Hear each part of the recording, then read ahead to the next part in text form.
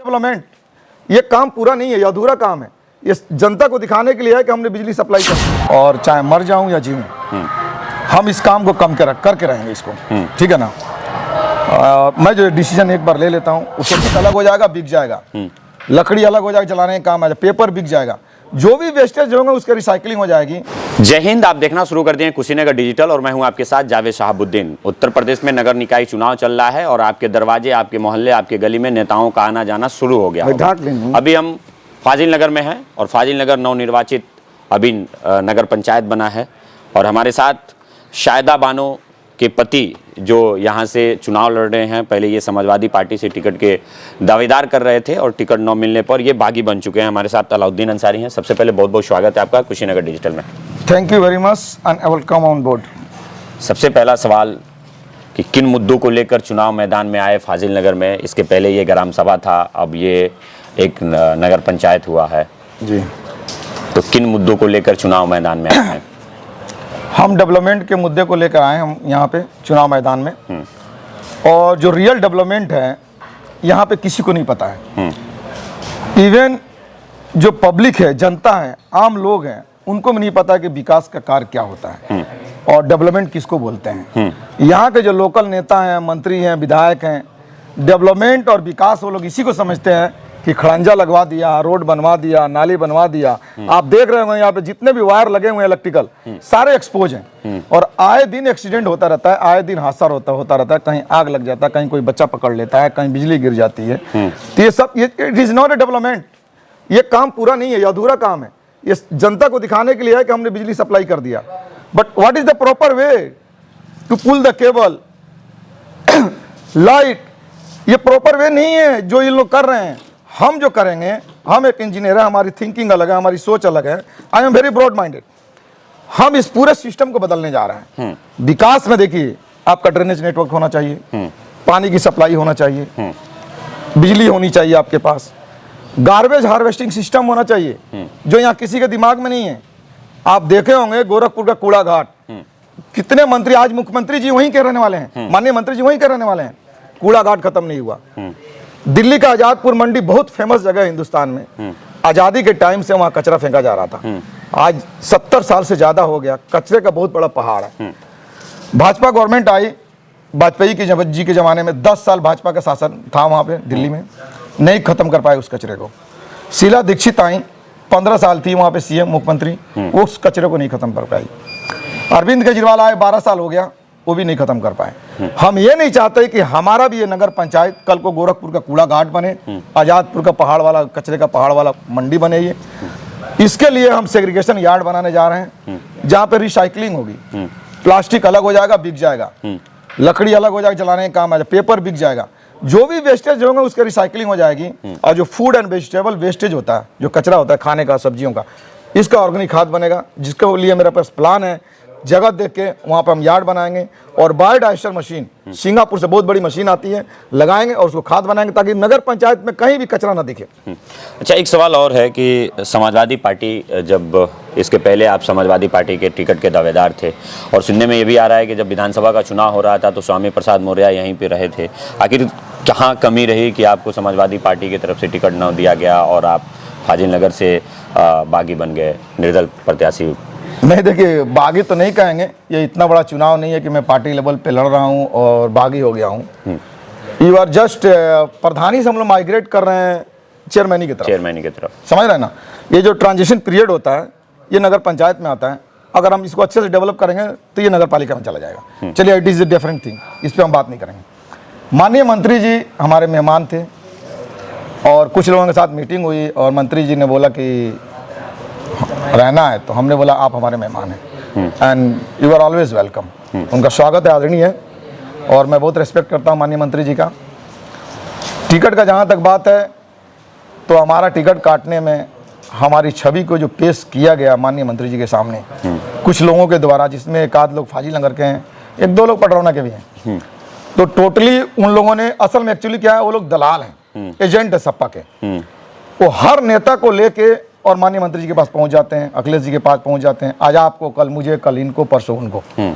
तो कुछ ऐसा हमारे छवि को पेश किया गया जो मैं ये समझता हूं कि मेरे टिकट कटने का मेन कारण यही है। माननीय मंत्री जी को मैं कन्विंस नहीं कर पाया और मैं 10 लोगों को लेकर भीड़ इकट्ठी करके मंत्री जी के पास नहीं जाता था जैसे और लोग करते थे। और लोग ये करते थे कि मंत्री जी को तो पता नहीं है ये कहाँ से आए, कौन है, बता दिया जाता कहाँ फाजिल नगर से आए हैं, फलाने फलाने बहुत पावरफुल है, इनके पास 3000-4000 वोट है। मंत्री जी बोलते थे अच्छा ओके वेरी गुड। तो बातें ऐसे ही लोग करते थे, सुनते थे। हम जब भी गए हैं, हमारी पत्नी गई हैं, हमारी बच्ची भी 1-2 बार मिली हैं, तो हम अकेले जाते थे मंत्री जी के पास और उनको कन्विंस करने की कोशिश करते थे, बात करते थे कि देखिए हमारी छवि बहुत अच्छी है, टिकट मिल जाएगा मंत्री तो चुनाव निकाल लेंगे। बैक डोर से कुछ हमारे शुभचिंतक हैं जो मंत्री जी को फ़ोन करके बताते भी थे कि इंजीनियर साहब के अलावा किसी को टिकट ना दीजिएगा वरना सपा चुनाव हार जाएगी वहाँ से। इंजीनियर साहब एक ऐसे व्यक्ति हैं जो सबको टफ फाइट दे सकते हैं, सबको। इसका रीज़न ये है कि इंजीनियर साहब वेल एजुकेटेड हैं, सारी चीज़ों को समझते हैं और एक इंजीनियर से बढ़िया डेवलपमेंट नगर पंचायत का, नगर पालिका कोई कर ही नहीं सकता। अगर कहीं विकास की बात होती है या रोड मैप की बात होती है तो सबसे पहले इंजीनियर से उसका रूट मैप तैयार कराया जाता है जी। तो हम खुद इंजीनियर हैं भाई, हमारे एकदम देखिए डेवलपमेंट होता क्या है, हम सोचते हैं क्रिएटिव माइंड होता है, engineer should be creative mind and I am also a creative mind. Okay, तो हम एक सोच पैदा करते हैं अपने दिमाग में, यार ये काम करना है तो हम एक रेखा खींच लेते हैं, पहले सबसे पहले बाउंड्री बना लेते हैं अपनी कि हमको यहाँ करना है। उसके बाद जैसे जैसे चीज़ें आगे बढ़ती रहती है आदमी का दिमाग खुलते रहता है और जब जमीन पे उतारते हैं तो उससे ज़्यादा भी खुल जाता है। चलिए ठीक है, चुनाव के समय बहुत सारे नेता गांव में जाते हैं, लोगों से अपील करते हैं वोट के लिए, बहुत सारे दावा करते हैं। आप का जो कार्य होगा वो धरातल पे कैसे उतारेंगे? सबसे पहले तो हमारी प्लानिंग होगी इसकी, जो लोगों से मैं कमिट कर रहा हूँ और चाहे मर जाऊँ या जीऊँ हम इस काम को कम करके रहेंगे इसको, ठीक है ना। मैं जो डिसीजन एक बार ले लेता हूँ उसको करता हूँ, चाहे ये नफ़ा हो या नुकसान हो। मगर जो भी मेरा प्लान है इसकी डिजाइनिंग होगी, ड्राइंग होगी, सर्वे होगा और ये इतना बड़ा टास्क नहीं है कि इसको ज़मीन पर ना उतारा जाए। लोगों से मैं यही बोल रहा हूँ कि एक बार मुझे मौका दीजिए और देखिए एक पढ़े लिखे क्वालिफाइड में और एक अनपढ़ गंवार लोगों में कितना फ़र्क होता है, एक इलिटरेट पीपल में कितना फ़र्क होता है। हम जो भी करेंगे आपसे कमिट कर रहे हैं उसको ज़मीन पे उतार के हम दिखाएंगे आपको। आखिर ऐसा क्यों लगा कि आप एक इंजीनियर थे? जब आपके बारे में मैं पता किया तो पता चला कि आप बुर्ज खलीफा में भी काम कर चुके हैं, तो आखिर चुनाव लड़ने का अचानक से मूड कैसे चेंज हो गया? देखिए मेरा लास्ट जॉब जो था सिंगापुर से मेरा अपॉइंटमेंट हुआ था और मैं मालदीव में हयात ग्रुप के साथ एक 5 स्टार रिजॉर्ट डेवलप कर रहा था। तो कॉन्ट्रैक्ट जो था मेरा 1 साल का ही कॉन्ट्रैक्ट था और मैं स्ट्रक्चर डेवलपमेंट में था वहाँ पे। होटल थी 5 स्टार, समुद्र के अंदर जो बिल्ले बनते हैं आप लोगों ने देखा होगा मालदीव का, अगर नेट पे सर्च करेंगे तो आपको मिल जाएगा। तो कुछ 80-88 बिल्ले थे जो हम डेवलप किए वहाँ पे। और जैसे हमारा कॉन्ट्रैक्ट खत्म हुआ कोविड आ गया, कोविड-19। तो 2019 is my last job in Singapore और उसके बाद मैं घर आ गया। तो सारा दुनिया में आपको पता ही है कि 2 साल तक क्या हालात रहे। लॉकडाउन के दौरान बहुत सारी दिक्कतें, जॉब के लिए कई जगह से ऑफर आए, जिसमें प्राइम जो जॉब का ऑफर आया जब माननीय मंत्री जी हमारे घर लड़ रहे थे तो डीएलएफ से वाइस प्रेसिडेंट के लिए मुझे ऑफर आया। बढ़िया पैकेज था, 60 लाख का पैकेज था हमारा वाइस प्रेसिडेंट के लिए। चेन्नई में एक ट्विन टावर बन रहा है जो हाईएस्ट टावर है चेन्नई का। मगर फिर अब बच्चियां हैं, ग्रो कर गई हैं। पहले बच्चियां छोटी थी तो मैं अकेला रह जाता था, बच्चे छोटे थे रह जाता, मगर अब फैमिली के साथ रहना चाहता हूं मैं। I want to unite with my family and give the support, okay, support them. बिटिया मेरी जो है 3 है, एक रसिया में MBBS कर रही है, एक एरोनॉटिकल कर रही है जो अभी फाइनल ईयर में है निमराना राजस्थान से, और एक बेटी जो है 7th क्लास में थी अभी 8th क्लास में चली गई है, CMS गोमती नगर की स्टूडेंट है वो।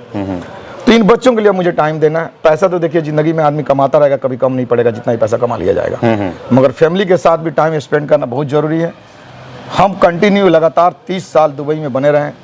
इस दौरान कई देशों का मैंने दौरा भी किया और बहुत बढ़िया पोजीशन पे हमने काम भी किया वहाँ पे। तो हम ये सोचे कि अब छोड़िए बाहर का जाना आना, अब अपने कंट्री के लिए कुछ किया जाए, अपने देश के लिए कुछ कंट्रीब्यूशन किया जाए। राजनीति से तो मैं बहुत पहले से जुड़ा हूँ, 25 साल से सपाई था, सपाई हूँ, मगर मैं ये चाहता था कि अब मैं कुछ अपना पर्सनल करूँ, किसी के पीछे खड़ा होकर भीड़ के साथ नहीं खड़ा होना चाहता। अभी मैं आपके घर में घुसा तो देखा कि अखिलेश यादव जी का फोटो, समाजवादी पार्टी के जितने बड़े दिग्गज नेता हैं उनका फोटो लगा हुआ है, तो कहीं ना कहीं समाजवादी पार्टी से आपको टिकट नहीं मिला है तो दुख है इस चीज़ को लेकर? दुख बहुत बड़ी है और जो फोटो आप देख रहे हैं वो लोग मेरे आइडल हैं। वो लोग मेरे आइडल हैं, उनके पद चिन्हों पर मैं चलना चाहता हूँ। उनके जो सही विचार हैं, सही विचारधारा है, उसको अपनाना चाहता हूँ और सही चीज़ मैं करना चाहता हूँ। समाज को एक बढ़िया मैसेज देना चाहता हूँ मैं। समाजवादी, आखिरी सवाल लेते हैं। समाजवादी पार्टी आपको टिकट नहीं दी है तो क्या फिर अभी भी समाजवादी पार्टी में ही रहेंगे या फिर कोई और रास्ता? It is a very good question. I can not say anything right now. ये डिपेंड करता है ये चुनाव के रिजल्ट पे, और आगे मैं वेट करूँगा उनका क्या रिएक्शन होता है। जो मैं निर्दल चुनाव लड़ रहा हूँ, इसमें पार्टी का क्या रिएक्शन है, उनका निर्णय क्या है, उसके बाद ही मैं कोई डिसीजन ले लूँगा और आपके चैनल के माध्यम से जनता के बीच आऊँगा और सबको बताऊँगा। चलिए, बहुत बहुत धन्यवाद बातचीत करने के लिए। Thank you very much. ये अलाउद्दीन अंसारी हैं और जो फाजिल नगर से नवनिर्वाचित अभी ये नगर पंचायत हुआ है, इनकी पत्नी यहाँ से चुनाव लड़ रही हैं। ये धरातल पे काम करेंगे और चुनाव जीतने के बाद एक रोड मैप तैयार करेंगे। और ये पेशे से इंजीनियर हैं, कई देशों में काम कर चुके हैं और इनका जो विकास का मुद्दा है वो बिल्कुल ही अलग है। पूरी वीडियो में आपकी क्या प्रतिक्रिया है कमेंट बॉक्स में बताइएगा। फेसबुक पे देख रहे हैं तो पेज को फॉलो करिएगा, वीडियो को ज़्यादा से ज़्यादा शेयर करिएगा। यूट्यूब पे देख रहे हैं तो चैनल को सब्सक्राइब करिएगा। मिलेंगे बहुत जल्द अगली वीडियो में। बहुत बहुत धन्यवाद। जय हिंद।